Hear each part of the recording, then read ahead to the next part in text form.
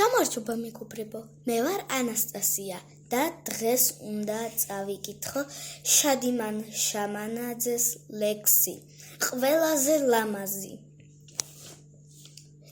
ერთი არის დედამიწა, ქვეყანა კი 1000-ია, ზოგ მხარეში ოქრო ჭარბობს, ზოგან ბევრი ალმასია, ზოგან მუდამ ზეანათებს, ეძახიან მხარეს მზიანს, ზოგს კი ხშირად თოვლი ფარავს, თეთრი კაბით ლამაზია, ზოგს ამშვენებს ტრამალები და ზოგს კიდევ მთაგრეხილი, თავს იწონებს ზოგი პურით, ზოგი ვაზით და ხეხილით.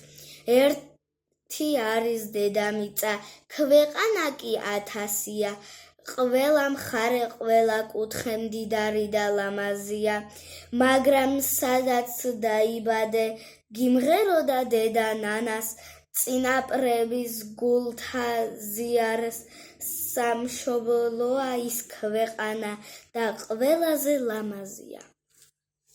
ეს იყო.